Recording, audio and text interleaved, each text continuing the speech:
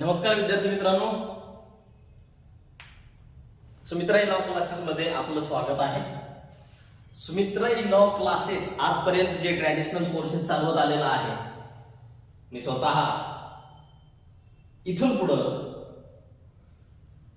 MHCET किंवा Maharashtra LLB CET 3 years आणि 5 years degree course साठी जी महाराष्ट्र राज्याकडून CET घेतल्या जाते, लॉ CET 2024 यासाठी देखील आता एक नवीन बॅच मी सुरू करणार आहे.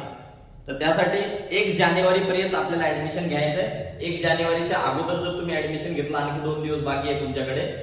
बऱ्याच दिवसाचं मी पॅम्पलेट जारी केलेलं आहे, परंतु ज्यांच्यापर्यंत ते पॅम्पलेट पोहोचलं नाही त्यांच्यापर्यंत मी या व्हिडिओच्या माध्यमातून माझं एक प्रकारचं म्हणणं तुमच्या समोर ठेवतोय की 1 जानेवारीच्या अगोदर जर तुम्ही ऍडमिशन घेतलं तर तुम्हाला 10,000 रुपये फीस लागणार आहे आणि 1 जानेवारीच्या नंतर 15,000 रुपये फीस लागणार आहे. ठीक आहे. तर लॉ CET मध्ये मी तुम्हाला नेमकं काय शिकवणार आहे, हे लॉचा सिलेबस आणि लॉचा टीचर असल्यामुळे माझा प्रायमरी फोकस हा legal aptitude and legal reasoning किंवा लॉजिकल रिझनिंग, लीगल ऍप्टिट्यूड आणि लीगल रिझनिंग याच्यावरती राहणार आहे.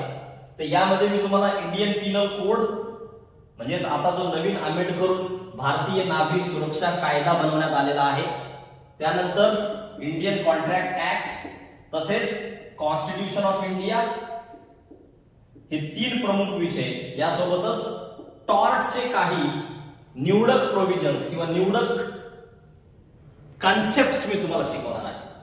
ठीक आहे. तर 3 इयर असो किंवा 5 इयर डिग्री कोर्स असो, syllabus is almost quite same. Only one subject will be added to the 5 year degree course. Those who are appearing for 5 year degree course, they have to solve 10 questions pertaining to the maths. बाकी जे syllabus आहे तो सगळ्यांसाठी सारखाच आहे. ठीक आहे. General knowledge देखील थोडंसं आपण पाहू की त्यावरती नेमकं कोणते प्रश्न येतात. वेटेज पाहून आपण लक्षात घ्या, 30 मार्क्स लीगल ऍप्टिट्यूड आणि लीगल रिझनिंग साठी आहेत, 50 मार्क्स जनरल इंग्लिश साठी आहेत. जनरल इंग्लिश मध्ये देखील आपण निवडक ज्या कन्सेप्ट्स आहेत किंवा जे ग्रामर वगैरे आहे ते याच्यामध्ये पाहणार आहे. जनरल नॉलेज, सद्यस्थितीला जनरल नॉलेज सगळ्यांनाच जनरल नॉलेज असतं, तरी पण नेमकं कोणतं जनरल नॉलेज, अंटार्क्टिका खंडावरती कोणते प्राणी राहतात याच्याशी आपला काही संबंध नाहीये. General knowledge means general awareness, याच्यावरती सुद्धा आपल्याला काही प्रश्न विचारले जाणार आहेत. त्यानंतर लॉजिकल रिझनिंग, हे यासाठी 30 मार्क आहेत. तर हे एकूणच सिलेबस मी तुमच्या समोर घेऊन येणार आहे. ऑनलाईन ऑफलाईन दोन्ही पद्धतीने बॅच सुरू असेल. तुम्हाला ऑनलाईन करायचं असेल तर ऑनलाईन क्लास करू शकता किंवा ऑफलाईन साठी देखील तुम्ही इथं क्लासमध्ये येऊ शकता. तुम्हाला अधिक माहितीसाठी याच्या संदर्भात काही लॉ CET संदर्भात आणखी काही प्रश्न असतील तर तुम्ही माझा फोन नंबर नोट करून घ्या. त्याच्यावरती तुम्ही एकतर मला कॉल करून किंवा मेसेज करून माहिती मिळवू शकता. माझा फोन नंबर आहे 95 52 82 33 10 95 52 82 3310.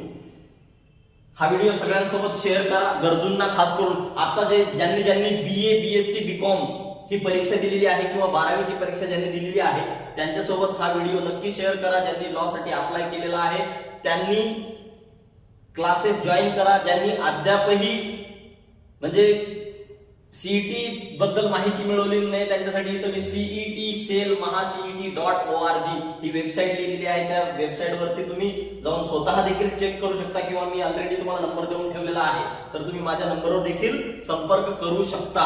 आणि याचं टेंटेटिव्ह शेड्यूल CET ने जारी केलेलं आहे, CET सेलनं. तर त्यामध्ये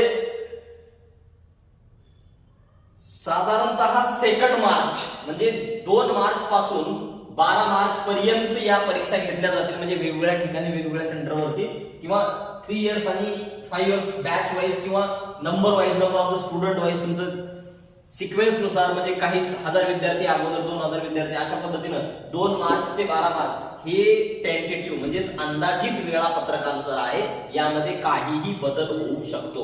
सध्या CET सेलनं जे टेंटेटिव्ह शेड्यूल जारी केलेला आहे त्याच्यामध्ये हा कालावधी दिलेला आहे. तर 1 जानेवारी पासून किंवा 2 जानेवारी पासून आपली बॅच सुरू होईल. तुम्ही जे गरजूवंत आहेत किंवा ज्यांना CET क्लिअर करायची आहे, अधिकाधिक मार्क मिळवायचे आहेत, त्यांनी आमच्या क्लासेसला नक्की भेट द्या, क्लासेस जॉईन करा.